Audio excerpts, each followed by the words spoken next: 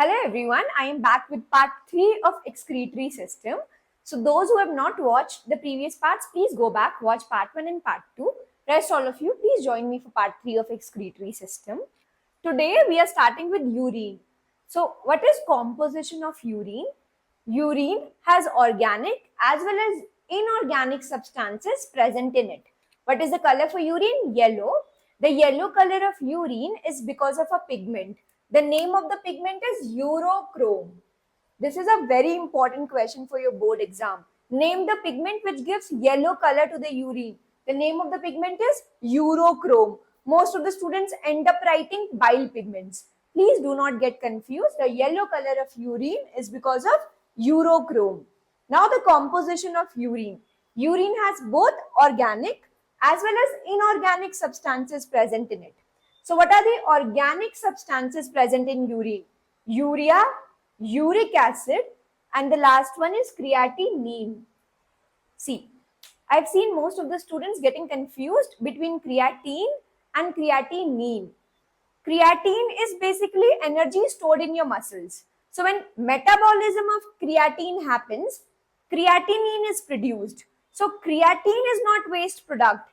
Creatinine is the waste product, that to the organic one present in the urine. So creatine is energy stored in muscles. When creatine is used up, the metabolism of creatine produces the waste product creatinine, which comes under organic constituents of urine. Coming to inorganic constituents of urine, sodium chloride, potassium chloride, and ammonia are the main inorganic constituents of urine. The kind of question which can come in your board exam is in section A. Choose the odd one out and write the category to which others belong. They can give you a question like sodium chloride, potassium chloride, ammonia, and uric acid. So what's the odd one out? Uric acid. What is the category? Inorganic constituents of urine. Coming to the next part, regulation of urine output. So the production of urine in your body is regulated. Regulated by which hormone? The name of the hormone is ADH. What is the full form for ADH? Antidiuretic hormone. So the urine production in our body is regulated with the help of a hormone, ADH hormone. And this ADH hormone, antidiuretic hormone, is produced by pituitary gland in the body. There are two parts of pituitary gland, anterior part and posterior part. Posterior part of pituitary gland produces a hormone called ADH, which regulates the production of urine in the body. Now coming to my next question, how do you think ADH hormone is regulating the production of urine in the body? So ADH hormone goes and acts on the kidneys and makes kidneys reabsorb most of the water from glomerular filtrate. What will happen if a person is deficient in ADH hormone? If a person is deficient in ADH hormone, kidneys won't reabsorb water from glomerular filtrate. There will be a lot of water in glomerular filtrate. So what will happen to urine production? It will increase or decrease? So the urine production will increase. And this condition is called diabetes insipidus. It is another type of diabetes, also called water diabetes. Production of urine in the body increases because the person lacks a certain type of hormone. What is name of that hormone which is deficient in the person? ADH.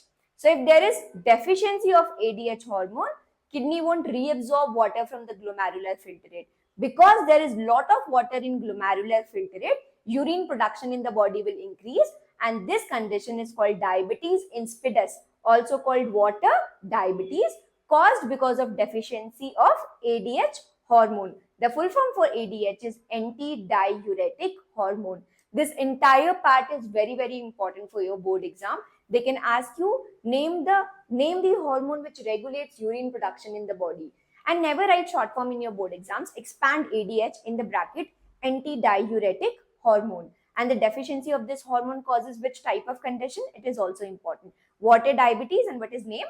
Diabetes insipidus. Coming to the next topic, abnormal constituents present in the urine. First is hematuria. What is hematuria? Hem means blood. So when blood starts appearing in urine, presence of blood in urine is called hematuria. Do you think it's a normal condition when blood starts appearing in urine? This is an abnormal condition, and name of the condition is hematuria. Blood starts appearing in urine. But what can be cause of hematuria? The cause can be kidney stones or tumor. So kidney stones or tumor can result in rupturing of the blood vessels. The tumor or stones can rupture the blood vessels, and the rupturing of blood vessels can result in presence of blood in the urine. And what is that condition called? Hematuria. Coming to the next condition, glycosuria. From the name glyco, what is present in the urine? Glucose. When sugar or the glucose starts appearing in urine, the condition is called glycosuria, and this is the symptom for diabetic patients, sugar diabetic patients. Sugar diabetes is also called diabetes mellitus. Diabetes mellitus, mellitus means honey. Water diabetes is called diabetes insipidus. Sugar diabetes is called diabetes mellitus. The word mellitus means honey. Next condition is albumin in urine. Albumin is protein. So when albumin protein starts appearing in urine, the condition is called albuminuria. You remember the first step of urine formation, ultrafiltration. Glomerulus acts like a sieve, chanli. All the large particles, proteins and RBC, WBC platelets get retained in glomerulus, and only the liquid part of the blood comes down in Bowman's capsule, right? That's the normal condition. What happens in abnormal condition? Even the protein comes down in urine. So what can be cause of this condition? High blood pressure. High blood pressure of the person can force even the proteins into the Bowman's capsule. So when albumin proteins start appearing in urine, the condition is called albuminuria, and it can happen because of high blood pressure of the person or bacterial infection. Bacterial infection also increases permeability of Bowman's capsule. And because of more permeability, even the proteins sometimes come down and filter it and start showing up in urine. Coming to the last abnormal condition, when bile pigments start appearing in urine. So bile pigments are produced in liver. When bile pigments are coming out in urine, it means which part of the person is affected? Liver. So all those diseases in which liver of the person gets affected. Example, hepatitis, jaundice, liver cirrhosis. In all these diseases, one of the symptoms is presence of bile pigments in urine. So these were all the abnormal constituents in urine. If you are enjoying this, please hit the like and subscribe button so that I can reach to a greater audience. Thank you. Now coming to the next topic, osmoregulation. Regulation of osmotic pressure of the body. How osmotic pressure of the body is regulated? By regulating the percentage of water and salts present in the blood. And which part of your body do you think can regulate water and salt composition in the blood? Kidneys. So kidneys regulate percentage of water and salt present in your blood, and this process is called osmoregulation. Now coming to few very important questions for your board exam. Odd one out and write the category to which others belong. Tears, sweat, saliva and urine. Odd one out is urine because tears, sweat and saliva are useful secretions of the body, whereas urine, excretion. It is not useful for the body and it is part of excretion. Coming to next question, we urinate fewer times in summer than in winter. Why do you think humans urinate more in winters? क्योंकि summers में your body is already losing a lot of water. By which process? By sweating. Summers में person sweats a lot. So person is already losing a lot of water by sweating. The body cannot afford to lose more water in urination. That is why the person urinate more in winters than in summers. Coming to the next topic, cholera patients suffer from uremia. Explain. What is uremia? Accumulation of urea in the body is called uremia, and it is a fatal condition. If urea starts accumulating in the body, the person will die. Cholera patients show uremia. Why? Cholera is a bacterial disease and the bacteria attacks the intestine of the person. So the intestine of the person is affected in cholera. What is the symptom in cholera? The person is constantly vomiting, and diarrhea is the another symptom. So person is losing a lot of water because of constant diarrhea and vomiting. And intestines are not able to reabsorb water. Why? Because intestines are the one which are attacked by the bacteria. So now what will kidney do? Kidney will try to reabsorb most of the water from glomerular filtrate.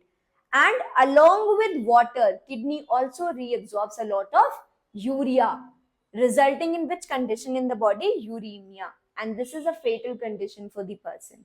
Is this clear? I'll repeat the last answer. Cholera is a bacterial disease. Bacterial disease में which part of the body is attacked by the bacteria? Intestine. और symptom क्या है? Diarrhea and vomiting. So the person is constantly losing a lot of water because of diarrhea and vomiting.